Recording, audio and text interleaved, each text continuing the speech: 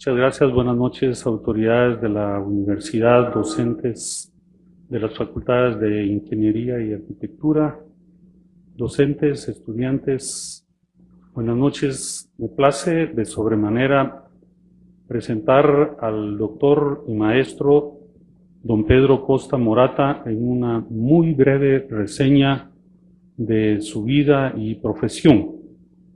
Él nació en Águilas, Murcia, en diciembre de 1947. Estudió bachillerato y su formación profesional en la rama eléctrica.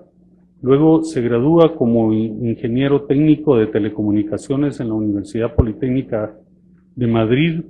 Luego como licenciado en Ciencias Políticas y Sociología de la Universidad Complutense de Madrid. Y luego licenciado en Ciencias de Información, Periodismo también de la Universidad Complutense de Madrid, y luego como doctor en Ciencias Políticas y Sociología también de la Universidad Complutense. En su profesión ha sido ingeniero de instrumentación electrónica, presidente de consultora, profesor de Sociología del Medio Ambiente, profesor de Ciencia, Tecnología y Sociedad, entre muchas otras cátedras que ha dado tanto en la Universidad Politécnica como también en la Universidad Pontificia de Salamanca.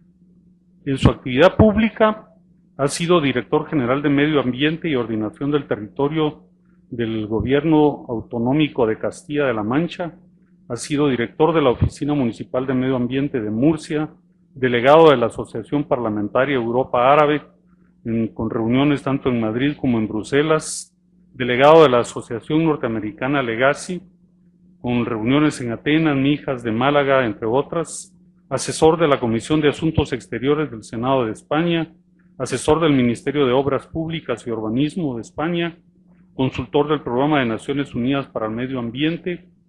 En su actividad periodística ha sido colaborador de la revista Ciudadano, Doblón, Triunfo y Cuadernos para el Diálogo de España, redactor de Energía e Industria en Diario Económico, director y editor de Actualidad Árabe, director y editor de Cuadernos de Ecología de Madrid, colaborador de la revista La Tierra y de los diarios La Verdad y La Opinión.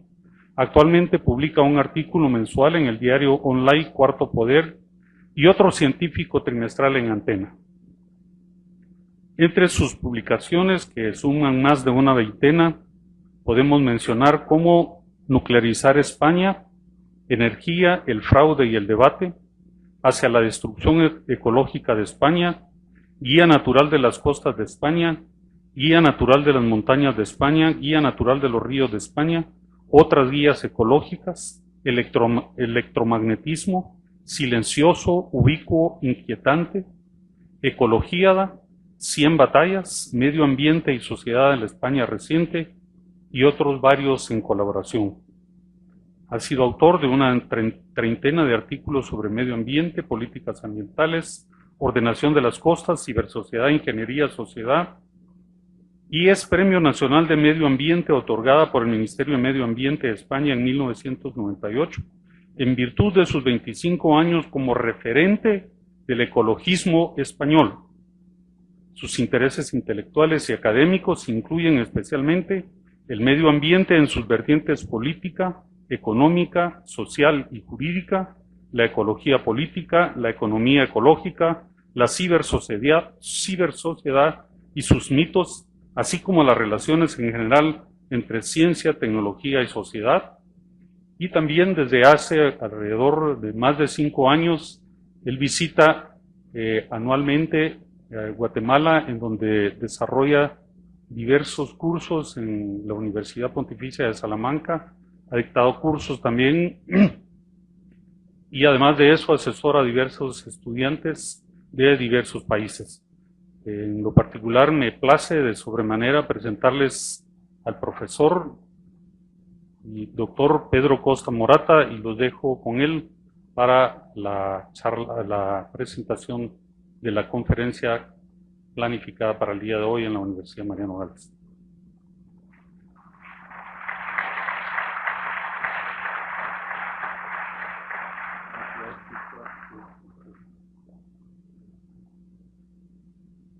Buenas tardes.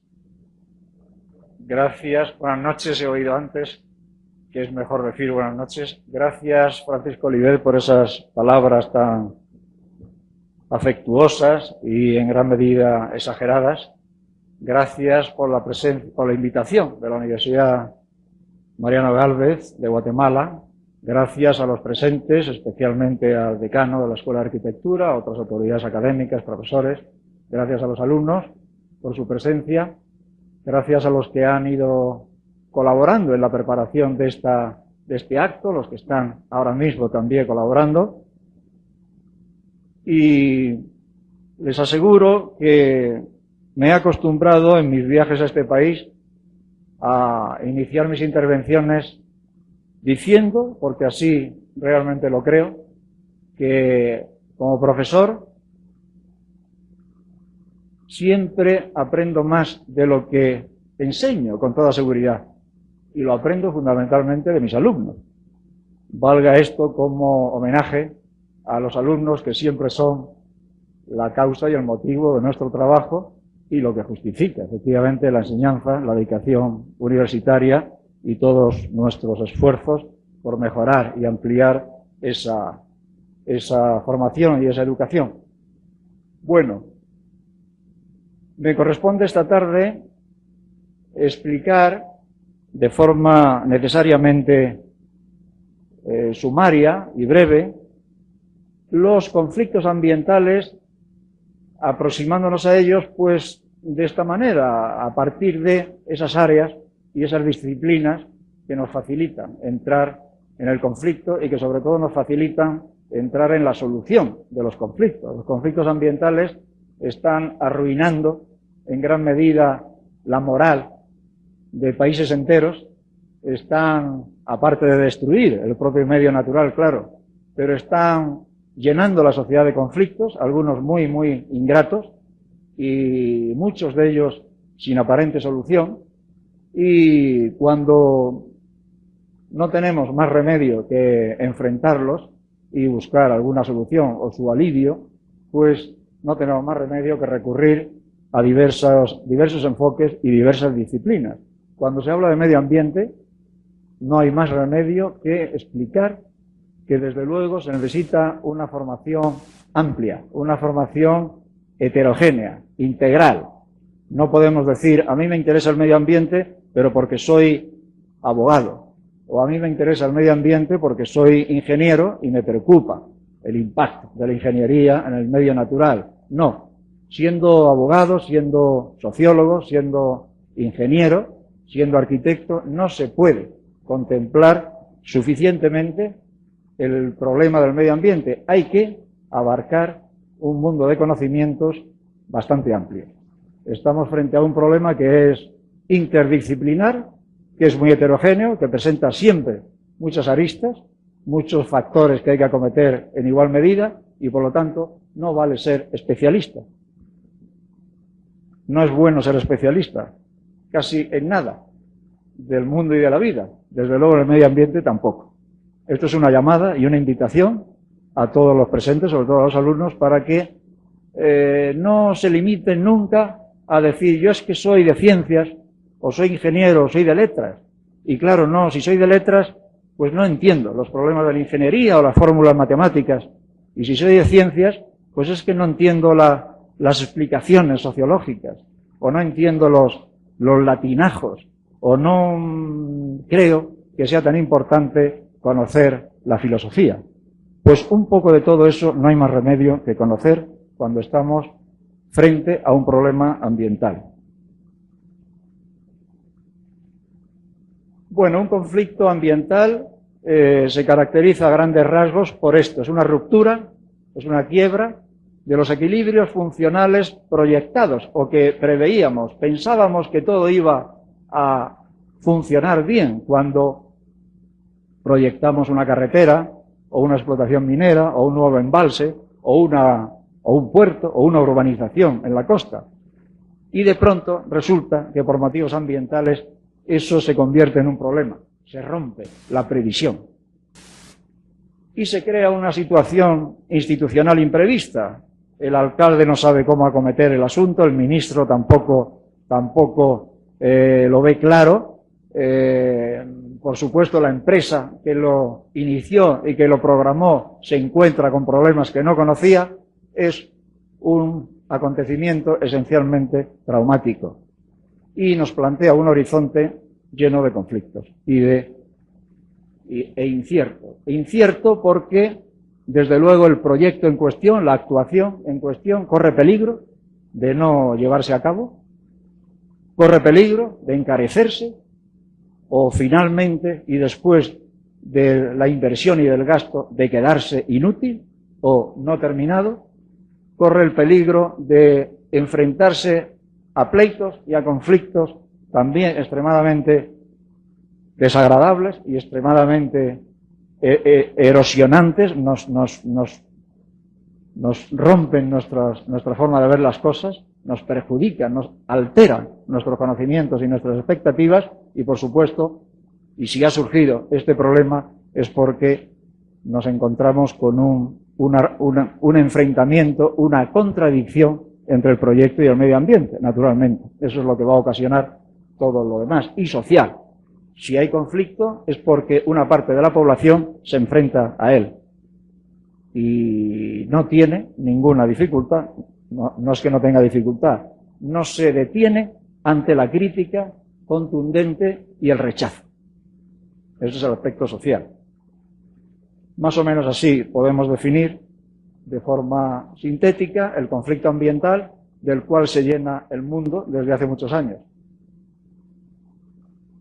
Bueno, por lo que respecta a la sociedad, a los elementos que intervienen en todo esto, y de índole o de naturaleza social, ahí tenemos un primer frente y una primera línea de obstáculos, porque existe la tendencia de los gobiernos, de las instituciones, a imponer el proyecto cuando surge el problema, decir, no, el proyecto es bueno, el proyecto está bien diseñado, el proyecto cuesta dinero y además va a inducir un desarrollo en la zona, debemos de mantenerlo. Eso es una tendencia que muchas veces es francamente autoritaria y que es el reflejo, la reacción que inevitablemente o que de forma instintiva tienen todas las instituciones, sobre todo las políticas.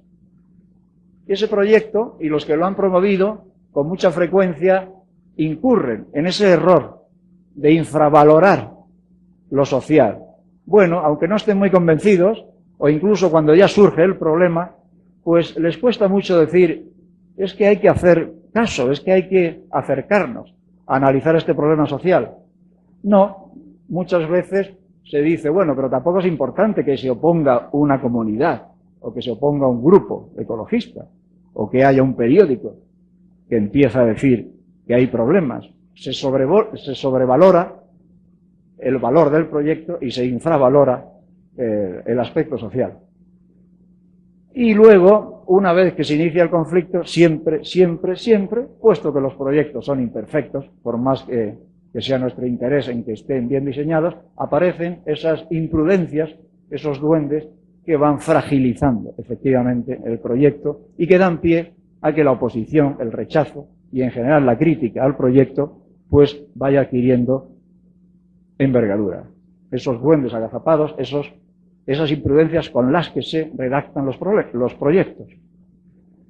Bueno, en la sociedad surgen estas novedades que efectivamente en la historia reciente, saben ustedes que también de forma muy simplificada, la historia de la cultura o la historia de los últimos siglos se divide en dos periodos muy característicos, que son la modernidad, que aparece en el siglo XVI, en el Renacimiento, y también, y se fortalece con la revolución científica y técnica, y la posmodernidad, que es una etapa pues muy reciente, que corresponde a los últimos 50 o 60 años, al periodo posterior a la Segunda Guerra Mundial, y en esa posmodernidad uno de los elementos que la caracterizan es precisamente el auge de los movimientos sociales, como novedad con respecto a la etapa anterior. Los movimientos sociales, no solamente el ecologista, también el pacifista, también el feminista, también el movimiento ciudadano en general, vecinal, de la gente que se organiza, para cuidar su entorno inmediato, urbano, etc. Esos movimientos sociales son típicos de la última fase del desarrollo histórico y cultural de la humanidad, la posmodernidad. ¿Y tiene 50 años o 60? Bueno, entonces surgen estas cosas. El problema social que inicia una evolución pues que no habíamos previsto y muchas veces que ni siquiera se había presentado nunca. Conocemos, tenemos experiencia en la construcción de infraestructuras o en la explotación de minas, pero llega un momento en que surge el problema y nos atascamos y llegamos a, nos vemos frente a un problema nuevo, con una evolución social del problema que no podemos prever en qué va a quedar. Surge en ese movimiento social una capacidad de organización insospechada. No creíamos que con la ayuda de la prensa, con la ayuda de factores políticos, una comunidad aparentemente anodina, o un pueblo, una región, que no había tenido problemas de este tipo, sin embargo, se organiza de una forma contundente e insospechada, y crea ese problema nuevo. Y finalmente, vemos que en la mayoría de los casos, esa conflictividad, ese empeoramiento de la situación, pues no es posible darle una solución convencional. Cada problema tiene su tratamiento, en primer lugar, y su solución, en segundo lugar. Es todo un mundo muy diverso, muy complicado siempre, el del tratamiento social de los conflictos ambientales.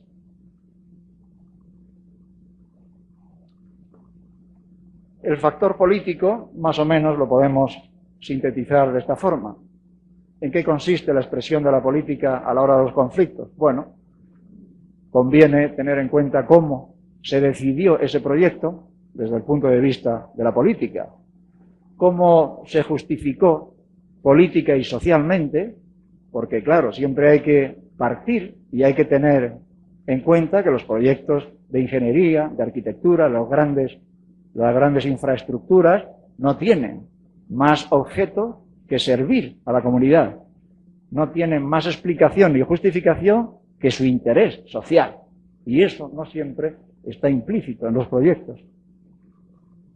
Hay que tener en cuenta hasta qué punto ese proyecto se ha elaborado y, en segundo lugar, se ha ido desarrollando con control público. Hasta qué punto el Estado, los ministerios, pues ejerce un control, directo, indirecto, o a veces remoto, y muchas veces ningún control, que eso también sucede. Y antes me he aludido prácticamente a esto mismo. La política aporta generalmente una gran rigidez en la maquinaria política y económica que tiene que afrontar ese problema. Una gran rigidez. Las instituciones son así. Y los sociólogos, cuando hablan y estudian la burocracia, pues tienen muy claro, y una de las características es esa, es un funcionamiento con una gran inercia, con muy poca flexibilidad y muy difícil de reestructurar o de regenerar. La burocracia tiene una vida propia tan fuerte, tan consolidada, que es por sí misma un poder intratable, muy difícil de tratar. Y con respecto a lo económico, que en este caso lo vinculamos evidentemente con la política, pues ahí tenemos hay que demostrar claramente que ese proyecto plantea una necesidad social, va a resolver una necesidad social, que no es solamente una decisión de negocio, porque el proyecto, aunque sea público, generalmente va a ser privado, siempre va a reflejar un interés económico concreto, de negocio, de beneficio, evidentemente, siempre legítimo, al menos en principio, y eso es una característica de todos los proyectos. No necesariamente como actividad de negocio del promotor, sino también como mejora, como ventaja económica para el entorno en el que tiene lugar ese proyecto. Y lo mismo decir que el cálculo económico financiero, pues tantas veces se ha hecho sobre un equilibrio o sobre una consideración que sencillamente con dos columnas, este es el coste, este es el beneficio. Si el beneficio es superior, es un haber y un debe. Si el beneficio vemos que es superior, vamos adelante con el proyecto. Pero claro, ¿cuántas veces el conflicto corrige y critica ese cálculo del coste-beneficio? Y se le señala a los promotores, ustedes no tuvieron en cuenta un montón de coste de tipo social y sobre todo ambiental, se lo saltaron, pasaron por encima de él y claro, y ahora aparece, y ahora aflora, porque era una realidad que había que afrontar costes de tipo que inicialmente pasaron desapercibidos. Y la tendencia a marginar los costes sociales y globales. Naturalmente, los proyectos, ya digo, tanto si son públicos como si son privados, pues, bueno, se hacen, siempre hay prisa, siempre hay interés porque los costes sean reducidos, que el proyecto no sea muy costoso, que el tiempo de construcción y de desarrollo sea breve, en fin. Y eso implica que se olvidan y se marginan costes sociales, globales, que luego resulta que no se pueden aceptar ni se pueden digerir. Bueno, el derecho o los aspectos jurídicos en todo esto pues tiene un aspecto singular. Yo le he dado más importancia que a los otros factores, el político, el social, en esta conferencia, pues porque sabía que en gran medida los alumnos serían de ciencias jurídicas o de ciencias sociales en general. Entonces, me gustaría ir haciendo esta revisión, este repaso de conceptos, porque el derecho aparentemente es una institución sólida, consolidada y capaz de resolver casi todo. Por lo menos eso se nos enseña cuando lo estudiamos. Pero claro, en primer lugar el derecho normativo, o derecho positivo, no el derecho como ciencia, sino el derecho constituido en norma, en ley, en decreto, en reglamento, es un producto social. Y sobre todo si es una ley, va a ser el producto de un parlamento. Y ese parlamento tiene una composición ideológica concreta. Va a ser el producto de esa configuración política e ideológica. Es evidente. Y por eso conviene de ese equilibrio de fuerzas que tiene la Cámara Legislativa. Y por eso siempre conviene recordar que estamos ante un producto social que podía ser de otra forma, bien distinta, dependiendo de quienes lo han creado. Es decir, que los diputados de un parlamento ni tienen la ciencia infusa, ni son tan limpios de corazón como todos querríamos que fueran, en muchas ocasiones. Y entonces generan normas, pues teniendo en cuenta inevitablemente sus intereses, no digo personales, pero sí del grupo político. Entonces, el derecho tiene ese papel en este conflicto y en general en la sociedad tiene un papel instrumental. Si es un producto social, tiene categoría de medio, no de fin, de medio. Es instrumental. Lo tenemos, lo elaboramos, lo manejamos para conseguir cosas, pero no es un fin en sí mismo. El derecho, la justicia sí, pero estoy hablando de otra cosa, del derecho. Entonces, son herramientas, las constituciones, como textos máximos, son herramientas y siempre mejorables, pues los códigos, el civil, el penal, generalmente se resisten a ser modificados, pero claro, hay que modificarlos. Precisamente los códigos penales, concretamente el de mi país, pues sufrió en los años 80 una modificación importante porque había que introducir el delito ambiental. Si no, no había forma de que jurídicamente se pudieran acometer problemas ambientales que incluían una perturbación de derechos importantes de las personas y de la naturaleza. Luego, y el código nuestro civil le seguimos llamando napoleónico, es decir, que viene de la herencia de principios del siglo XIX y el código penal como consecuencia. Bueno, y todo el despliegue administrativo, esas normas ni siquiera son legislativas, ni siquiera responden al interés o al equilibrio de las fuerzas políticas de un parlamento, sino al interés concreto de un gobierno constituido, claro. Bueno, entonces no es bueno, sino que es un error y a la larga resulta inútil sobrevalorar el derecho y decir, no, es que la norma dice esto, es que la ley está muy clara. Bueno, vamos a ver qué pasa con eso, porque el problema arrastra a la ley en muchas ocasiones y hay que jugar con todo eso si queremos resolver el problema.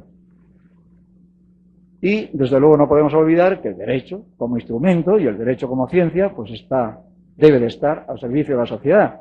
Si resulta que no contribuye por su funcionamiento o su utilización insuficiente o errónea o imperfecta al bien de la sociedad, pues hay que cambiarlo. El derecho ambiental es una novedad. En la ciencia del derecho, pues es una novedad de los años, de hace 30 años, de los años 80, no antes, y es un resultado y es un producto fundamentalmente de los conflictos y fundamentalmente del movimiento social que llamamos ecologista. Él ha ido transformando, creando traumas en la sociedad y obligando a que aparezca eso que llamamos derecho ambiental, a que aparezca eso que llamamos economía ecológica, a que aparezca eso que llamamos ética ambiental, conceptos y asuntos o valores o ideas que no eran de uso ordinario en los años 60-70. Entonces el derecho ambiental como novedad, pues significa todo esto.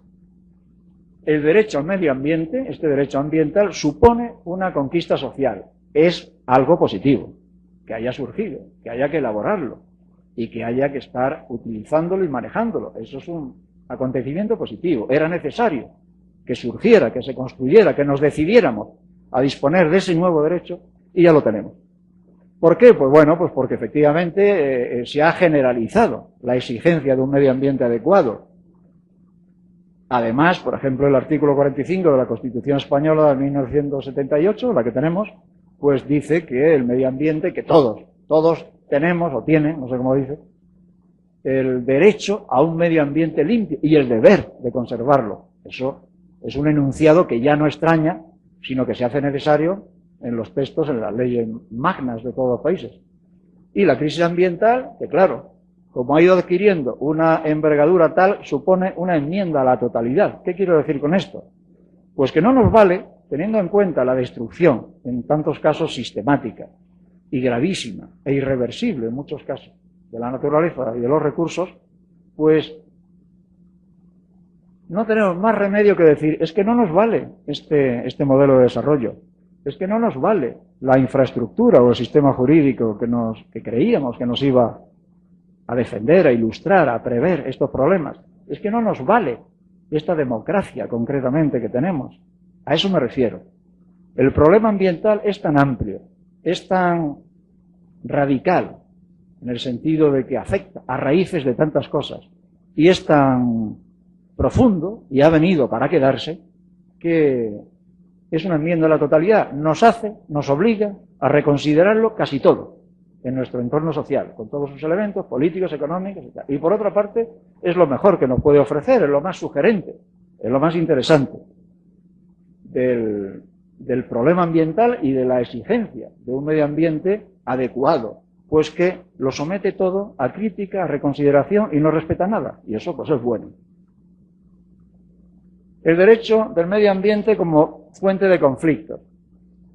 Claro, creamos un derecho al medio ambiente, pero claro, resulta que también de ahí empiezan a surgir conflictos y a veces pensamos que casi que genera más conflictos que soluciones, que da soluciones. Bueno, estamos ante un instrumento vivo, apasionante, que está en su primera fase de desarrollo y por lo tanto así debe de ser. Y nos plantea todas estas cosas, a cual más sugerente, y que desde luego yo no estoy en condiciones de analizarlos a fondo, aunque desde luego me apasiona cualquiera de esos enunciados.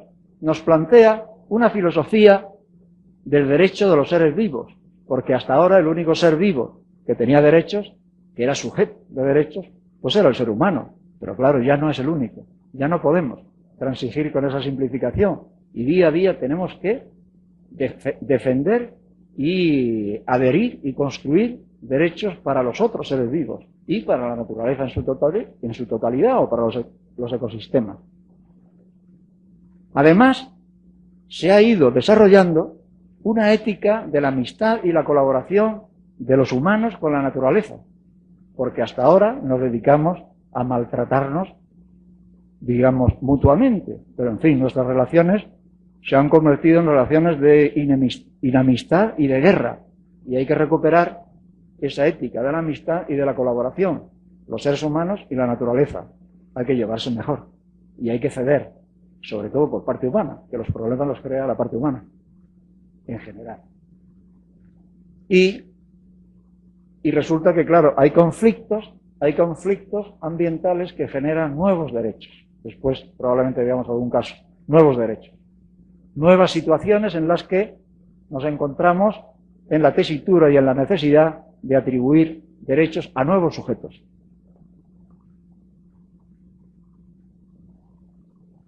Entonces se le llama al derecho ambiental derecho de tercera generación.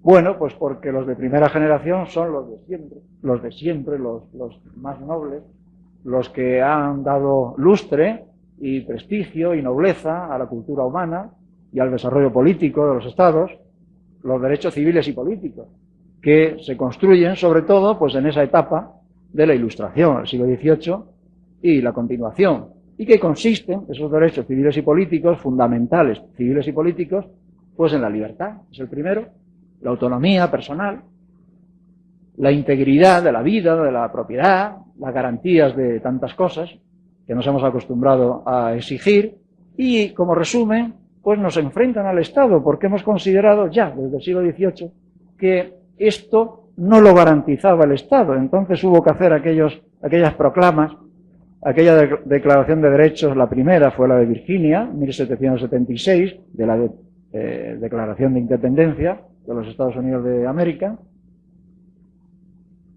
A continuación vino una declaración mucho más completa y mucho más sugerente y mucho más trascendente. A fin de cuentas, los padres del Estado norteamericano eran aristócratas, evidentemente aristócratas muy alejados del pueblo. La declaración de la Revolución Francesa es otra cosa. Queda en manos de la burguesía, de aquel tercer estado, que bueno, son los profesionales, los comerciantes, los abogados, y lo ven de otra manera, esos derechos y ese enunciado de derechos civiles y políticos, pues estaba mucho más próximo a la realidad y han perdurado más como consecuencia. La segunda generación de derechos fundamentales, pero que llamamos económicos y sociales, pues vienen o tienen una justificación que es pues humanista, es socialista, proviene sobre todo del siglo XIX, un siglo de muchos conflictos debido a la revolución industrial, en que surgen los sindicatos, en que se empieza a ver necesario que hay que corregir la maquinaria productiva de esa revolución industrial. Acuérdense ustedes de la literatura de Charles Dickens.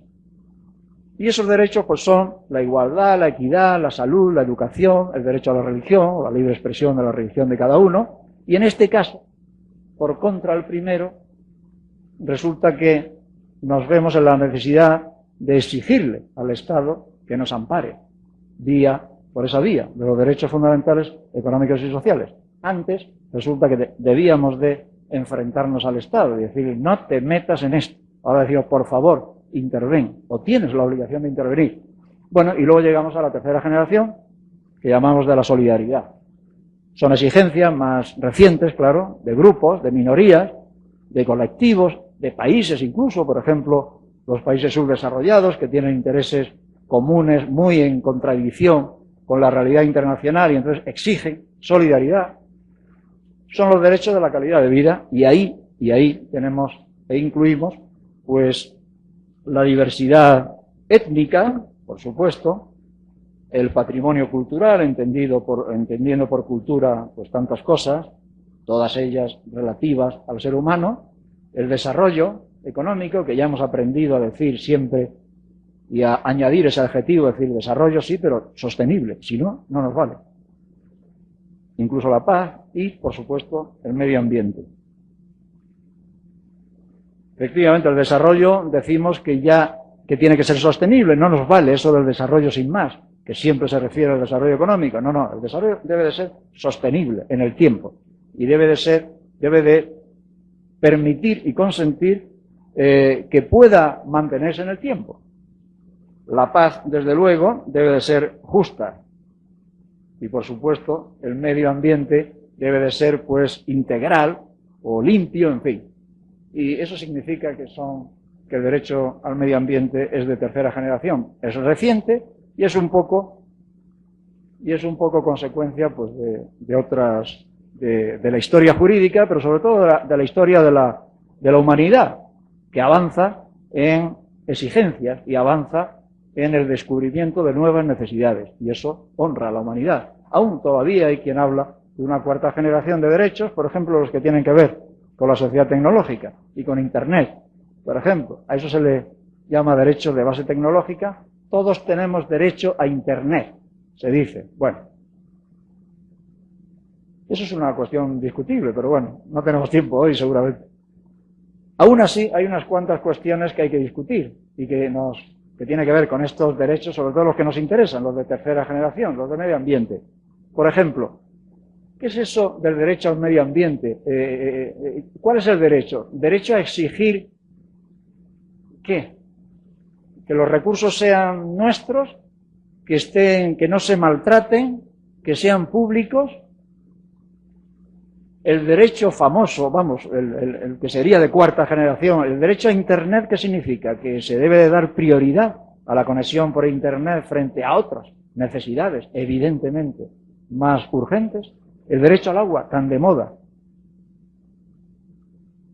Estamos facultados para exigir el agua, si no la tenemos. Menudos problemas genera eso. Yo soy de una tierra donde no hay agua, hay muy poca. Y entonces disponemos de un trasvase del río Tajo a 300 kilómetros que resuelve problemas, sobre todo de regadío, pero esa región del Tajo dice que no quiere enviar agua, que la necesitan ellos, que no les sobra. Y por lo tanto lo que en los años 70 pudo tener sentido y suponer una cuestión de justicia territorial o de equilibrio territorial, eso cada vez en un escenario en el que los recursos hídricos descienden y van a menos, sobre todo con el anuncio y con la presencia cada vez más próxima de un cambio climático que en general, en la mayor parte del mundo, parece que va a consistir en reducción de precipitaciones y en cualquier caso de un régimen mucho más irregular de las precipitaciones, pues menudo problema eso del derecho al agua o el derecho a la energía.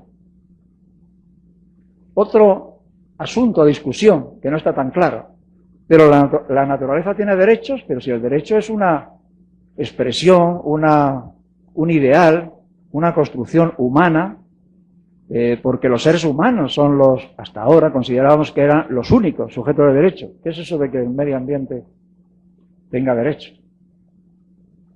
Los animales y las plantas tienen derechos, incluso las rocas. Hablemos, por ejemplo, del oro y la plata, que en algunos sitios, algunas poblaciones no quieren que se exploten. Entonces, ¿quién o qué es sujeto de derechos? Todo lo que constituye el mundo creado, toda la naturaleza, incluyendo por supuesto los humanos, pero específicamente y como novedad, animales y plantas y minerales. ¿Puede haber un derecho más allá de los seres humanos, sujetos distintos? Y finalmente, ¿qué es eso? De lo que se habla cada vez con más apremio, de la justicia ambiental. Además de todo esto, resulta que tenemos que procurar y garantizar la justicia ambiental. Vamos a explicar también sumariamente sobre la justicia ambiental, que ya digo que es otra idea de ahora, muy reciente. Bueno, es una realidad socioambiental más de las novedades del siglo, digamos, de los tiempos recientes, y que es pues compleja, que es extensiva y que desde luego tiene futuro, por lo menos como asunto francamente conflictivo, la justicia ambiental. Nos plantea la necesidad de corregir ese antropocentrismo radical que nos caracteriza. Con esto quiero decir un antropocentrismo de tipo filosófico, es decir,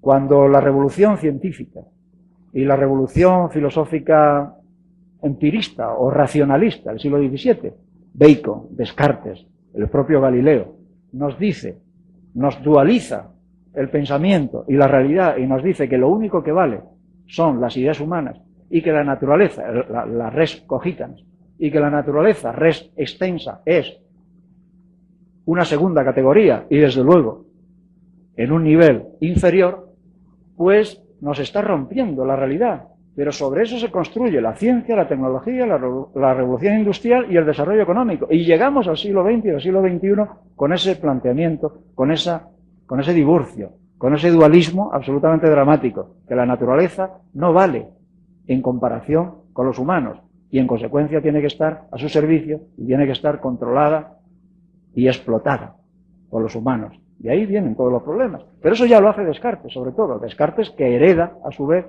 lo que ya en su día también hizo Platón, con las ideas y con las emociones, con lo noble y con lo menos noble. Claro, como respuesta a esa exageración, claro, el antropocentrismo es sencillamente eso, que todo se percibe en función de la realidad humana, pero claro, como una categoría distinta e inferior. Lo importante somos los humanos, lo demás está a nuestro servicio, no es tan importante, no lo merece tanto.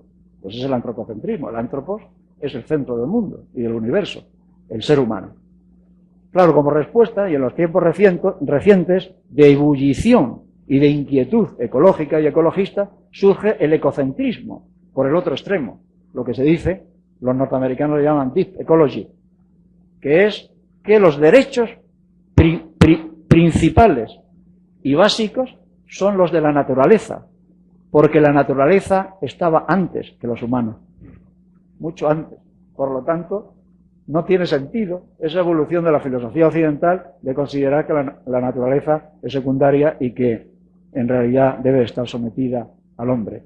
Eso se le llama, claro, es el ecocentrismo, ya no es el ser humano, es la naturaleza la que debe de ser prioritaria y someter el resto, y en concreto al hombre, a los humanos, a sus intereses, porque se consideran prioritarios o más antiguos. Claro, los seres humanos tenemos 200.000 años nada más, el desarrollo inteligente, en fin, cuando dejamos de ser primates y somos sapiens. Pero son 200.000 años, la vida tiene 3.000 millones, más o menos, la verdad es que no sé muy bien cuántos tiene. De ahí aparece una ética ambiental, y decimos, no, es que esto no es ética, es que machacar un río, contaminarlo, es que cubrir el lago Atitlán de botellas de plástico y de Coca-Cola y de porquería, pues eso va contra la ética ambiental. Porque sin ética ambiental, sin esa convicción de que hemos de cuidar todo lo creado, no vamos a ningún sitio. Y entonces la justicia ambiental propone que se vaya elaborando un reconocimiento del sistema ecológico, de un conjunto vasto, integrado, en el que sea evidente que los humanos están integrados y pertenecen a la naturaleza. No se trata de que sean superiores o inferiores a la naturaleza, pero que están integrados, que no pueden ni prescindir de ella, ni mucho menos atacarla o acosarla. Y ahí nos encontramos efectivamente con qué es la ecología, en la idea y en la teoría de la justicia. La ecología, la inquietud ecológica o la sensibilidad ecológica nos trastorna la idea convencional de la justicia, porque se exige que se extienda, que se amplíe la idea y el valor de la justicia a ese mundo de lo ambiental. Finalmente, el derecho creativo, vivo y adaptable, debe de regular las relaciones del hombre con lo humano, con lo no humano, con lo físico y biológico. La justicia ambiental es pues, como un regreso a lo que explicábamos antes del derecho al medio ambiente. La justicia exige que el derecho sea creativo, sea flexible y que asuma, adaptable, y que asuma estas nuevas necesidades y que se amplíe a lo no humano, tanto lo físico, lo abiótico, diríamos, como lo no abiótico. Lo biótico, vamos, lo abiótico y lo biótico, es decir, lo físico natural y lo biológico propiamente dicho, ambos ámbitos más allá de lo humano. Hasta ahí se debe de extender la justicia ambiental, en eso consiste.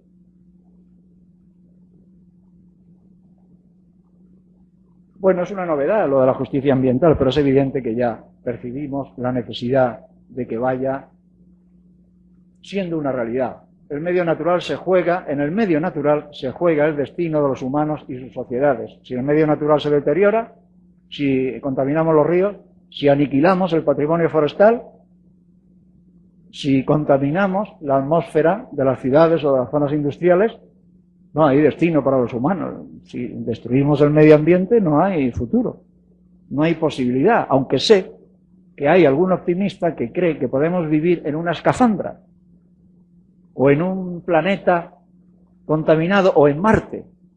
Menuda gracia lo de hacer habitable Marte, pero en eso están los sabios.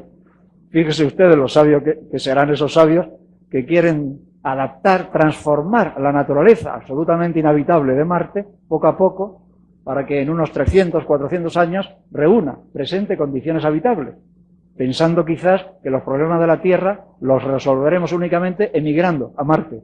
Bueno, exagerando un poco, ya digo que en cualquier caso no es posible vivir con una escafandra, ni es posible vivir según esas experiencias que se hacen en el desierto de Arizona o de Nuevo México, dentro de unos grandes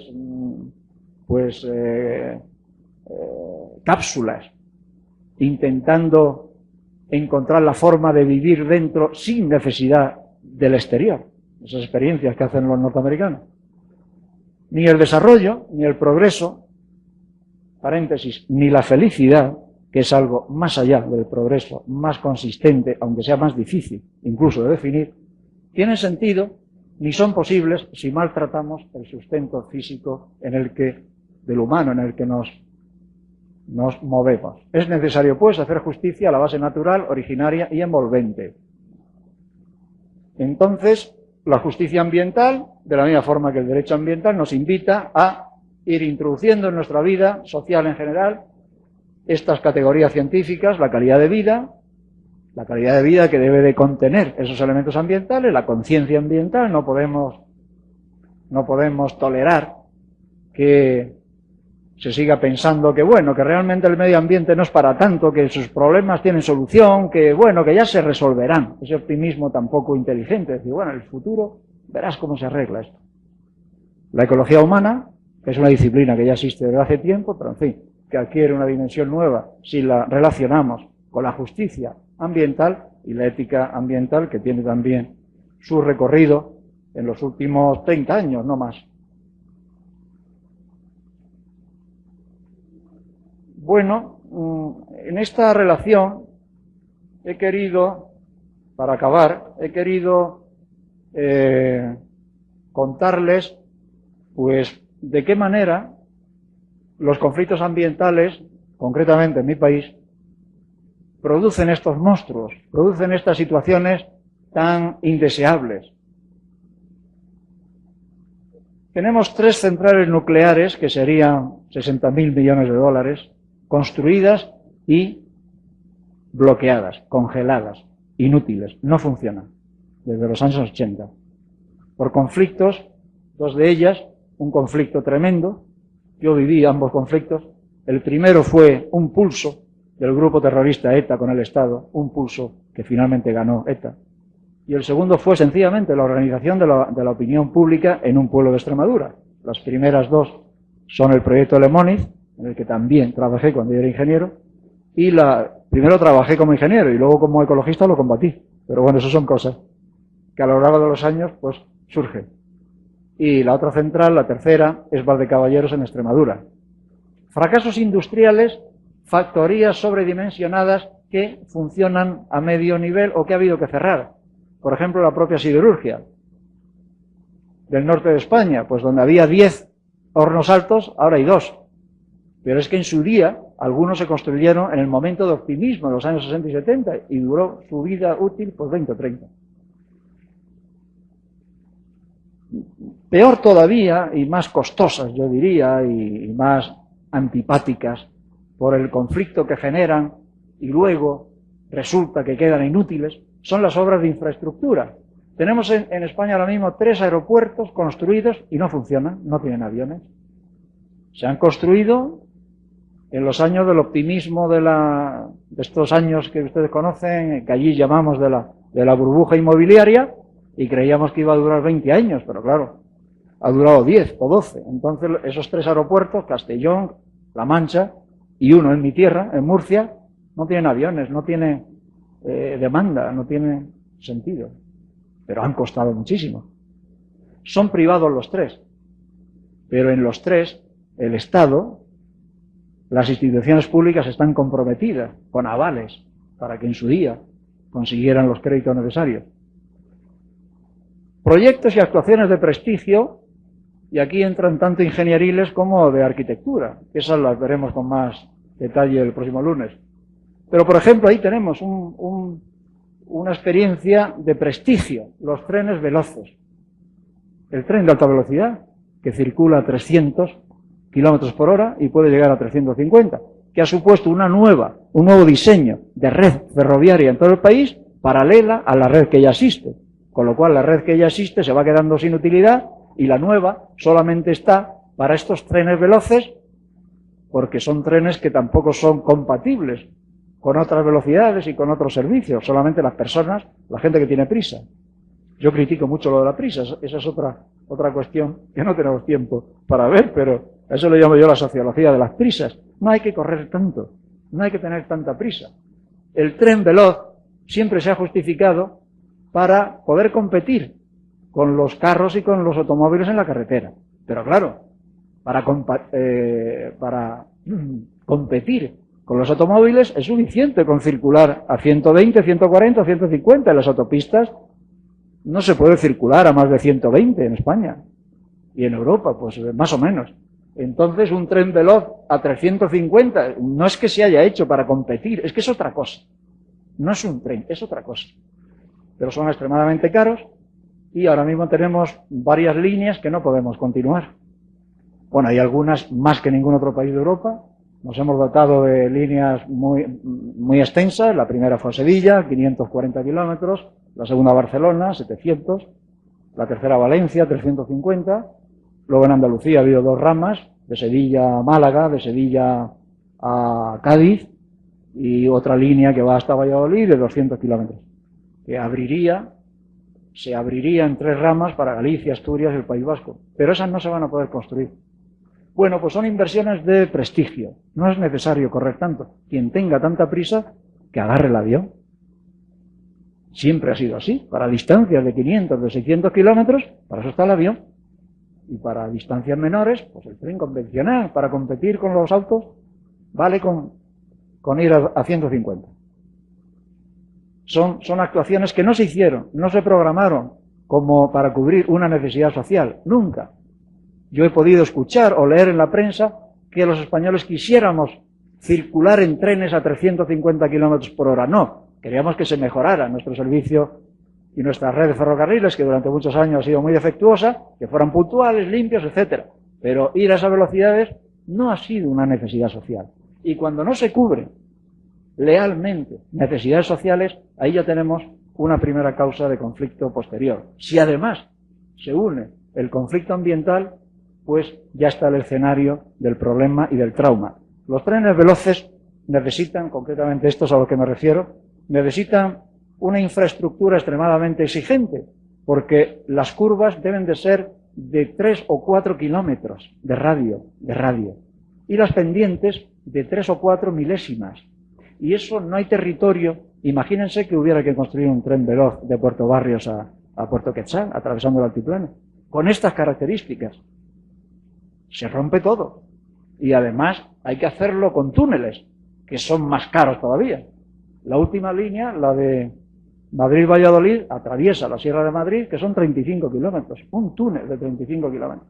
En el que, por cierto, hay que reducir la velocidad a 250 para cuando se encuentran dentro las 2 vías.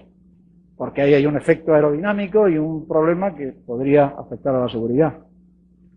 Y luego tenemos las actuaciones turísticas imprudentes, urbanizaciones, carreteras litorales, colonización de islas, ocupación urbanística de islas, ocupación de zonas húmedas, que han sido todas siempre muy conflictivas desde el punto de vista ambiental, y algunas de ellas, una vez que hemos entrado en crisis, lo primero que sufre es el turismo. Evidentemente, el turismo pertenece a las actividades no necesarias y cuando hay crisis de poder adquisitivo o crisis de empleo, pues lo primero que se hace es no gastar dinero en turismo, claro.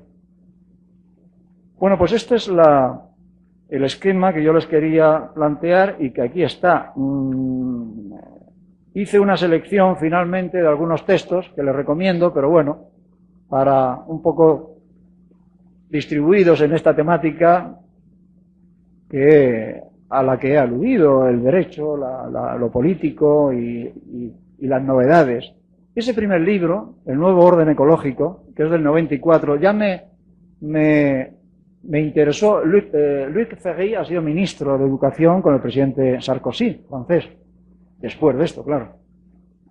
Y me impresionó cuando él relataba en ese libro, que ya incluso en la Edad Media se planteaban pleitos de abogados, de juristas, digamos, que querían defender el derecho de las hormigas o de determinados peces que estaban acosados o sometidos a sobrepesca, en fin, a diversos... Y esas cosas iban a los tribunales.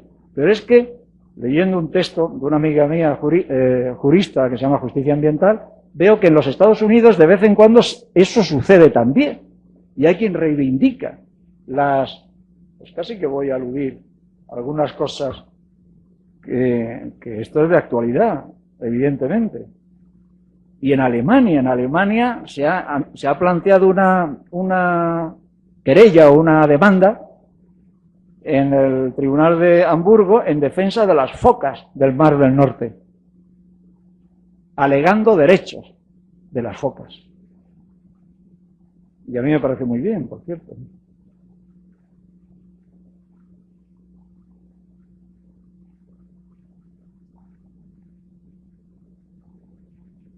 En los tribunales norteamericanos se han presentado demandas en nombre de objetos naturales, en defensa de ríos, de un territorio pantanoso, sometido a alguna amenaza, de un lago, de una playa, de un parque interurbano, de una especie de árboles, de una especie de aves, o la demanda interpuesta ante el Tribunal Contencioso Administrativo de Hamburgo en representación de las focas del Mar del Norte. Bueno, pues tiene su gracia todo esto, pero ya Luc Ferry lo contaba de la Edad Media, cosas de este tipo.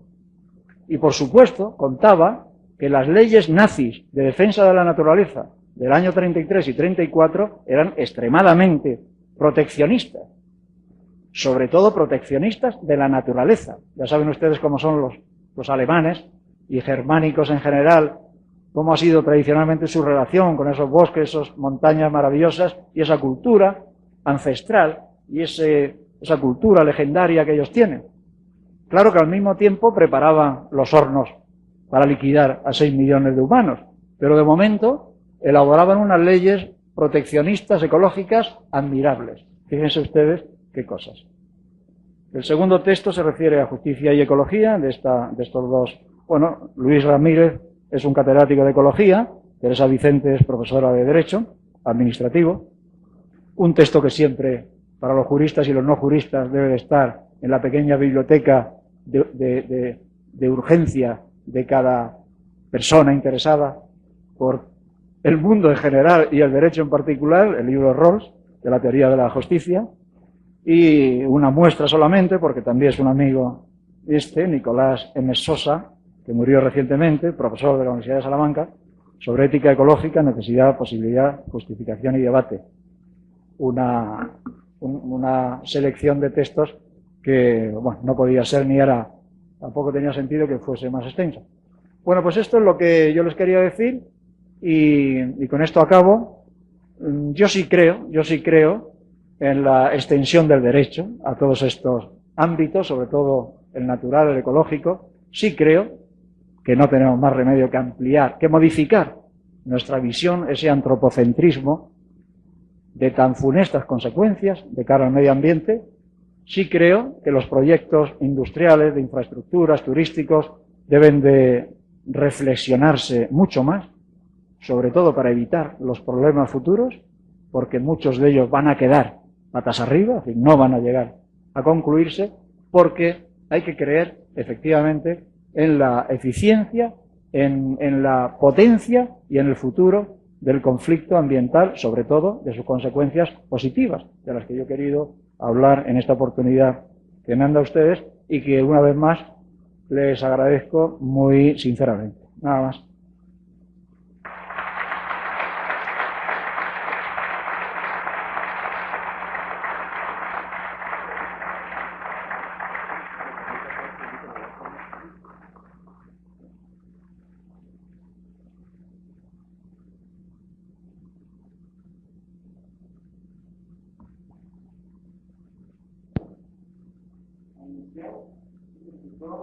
Que realizaran sus preguntas. Nosotros hemos seleccionado unas cuantas para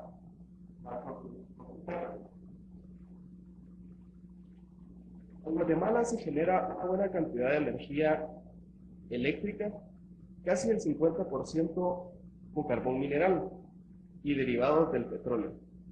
¿Cómo hacer o presentar una ley que impida esto? Que impida esto. Que la mitad de la producción eléctrica sea de combustibles fósiles. Quizás esa es la pregunta y ampliarla a combustibles no fósiles, los que consideramos ahora renovables. Pues, bueno, yo tengo que decir que, bueno, esto es una tierra muy bien dotada de recursos energéticos no convencionales. Probablemente ese carbón y desde luego el petróleo viene de fuera, en el caso de Guatemala, en su mayor parte, seguro, que es de importación. Sin embargo, hay recursos importantes propios, que son los renovables, que son los naturales, que es el agua, que es el sol, que es el viento, por supuesto.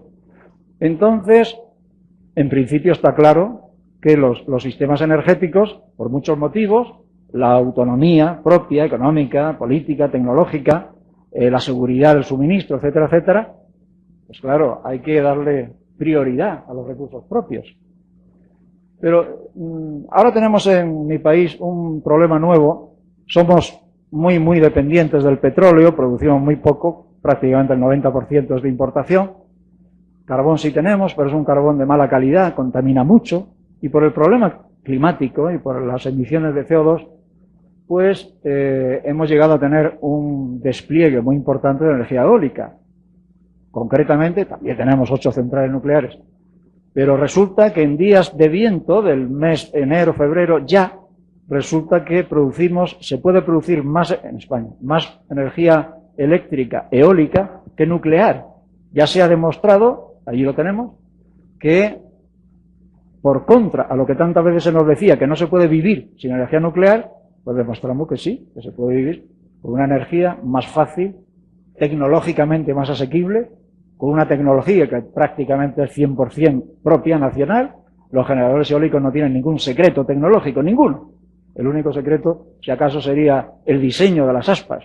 Y es verdad que es relativamente peculiar porque hay un gran fabricante internacional que es danés, que es quien hace la mayoría de las aspas. Pero bueno, tampoco veo yo que eso sea totalmente necesario. Ahora, la tecnología de una máquina eléctrica, con sus engranajes, su reducción, eso no tiene ningún problema técnico, cualquier país lo puede hacer.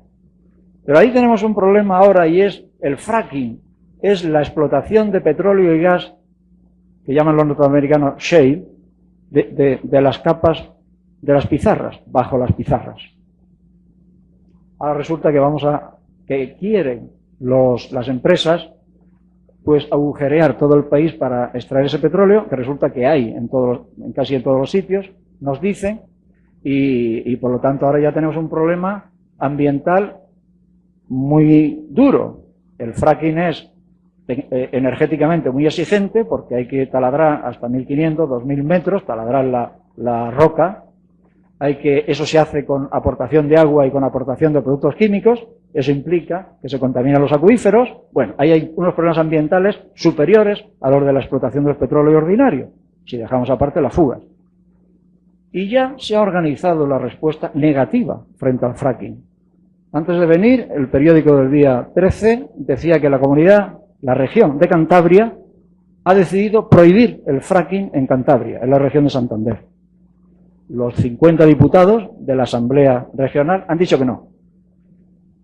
Pero lo que se dice, lo que decimos allí, es que teniendo en cuenta que el carbón y el petróleo son los que generan las emisiones de CO2 más graves y por lo tanto el cambio climático, hay que procurar no incrementar el consumo de carbón y petróleo, de modo que todo lo que sea, primero estacionar y luego reducir la participación de carbón y petróleo en un sistema eléctrico nacional, me parece que no hay más remedio que hacerlo, si verdaderamente nos preocupa el cambio climático y esos problemas atmosféricos.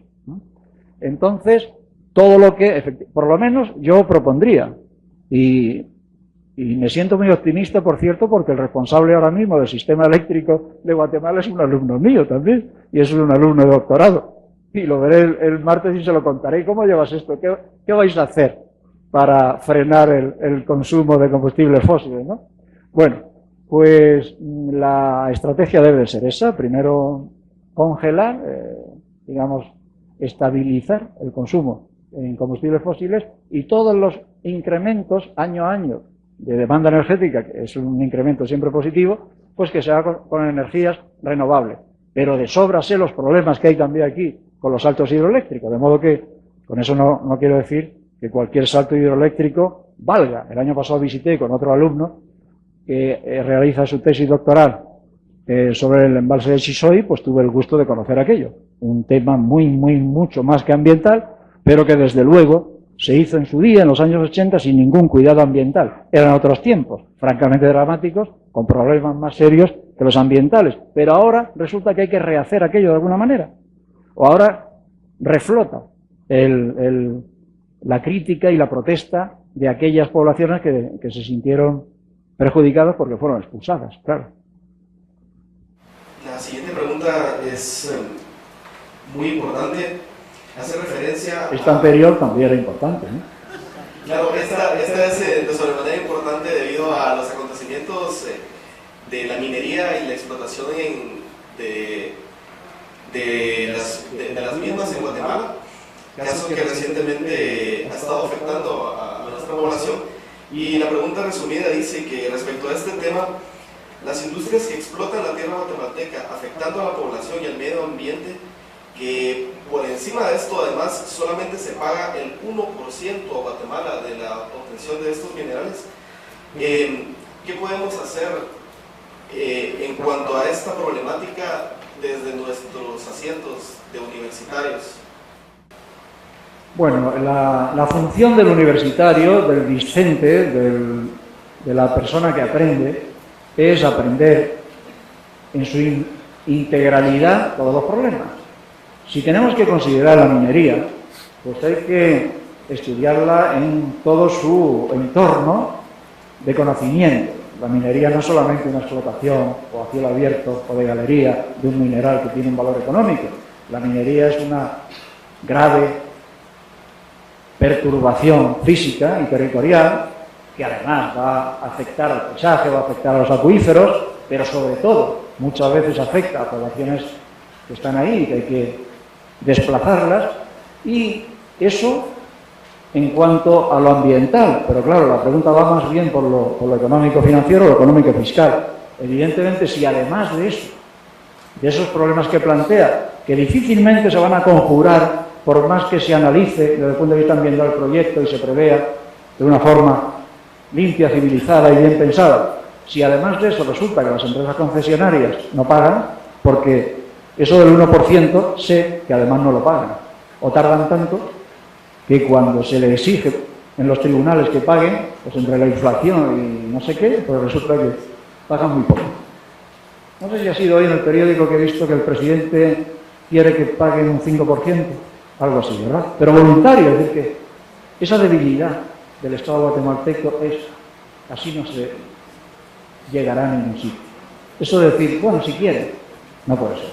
El impacto, el interés económico que supone las explotaciones de oro y plata o de níquel, y esos son minerales preciosos todos ellos, exige que por lo menos haya una contribución económica al erario público, no voy a decir como compensación ambiental, que ahí las cantidades serían tremendas, claro, no están evaluadas, sino por lo menos en términos fiscales que se pague el impuesto correspondiente, pero que se pague, que no se esté demorando y pasen los años y cuando lo pagan resulta que la cantidad, aunque solamente sea por la inflación, ha quedado en el 10%, ¿no?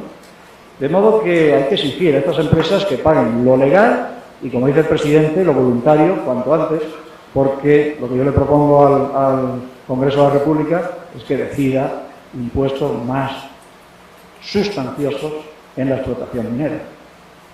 Bien, quisiéramos responder todas sus preguntas, lamentablemente solo podemos escoger unas cuantas.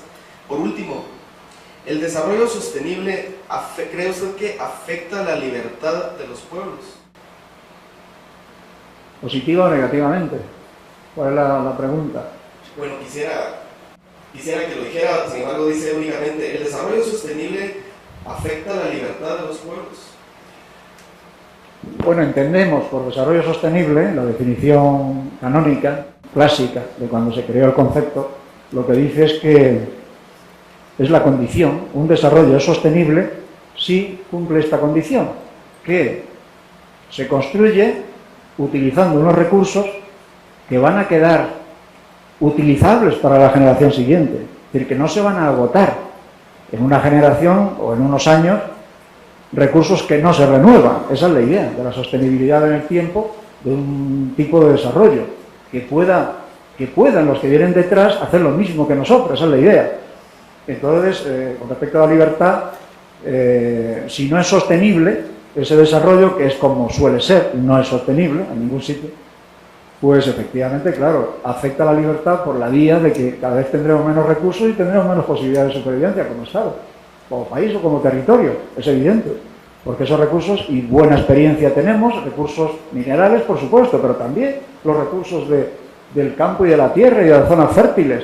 Si insistimos con cosechas demasiado espesas en el tiempo y con cosechas muy apoyadas desde el punto de vista de fertilizantes y también de pesticidas, insecticidas, el suelo no va a aguantar los años que podría aguantar si fuésemos más pacientes y esperásemos una cosecha tras otra. Y eso nos va a deteriorar la posibilidad de futuro, evidentemente. Y ya he dicho antes que, desde luego, sin el respeto debido al medio ambiente no hay futuro, no hay progreso, no hay desarrollo y no hay democracia. No puede haberlo, no puede haberlo. Doctor Morata, en nombre de los estudiantes de arquitectura, ingeniería y las autoridades presentes, le agradecemos muchísimo por la conferencia y quisiéramos recibirle con un fuerte aplauso. Muchas gracias a todos.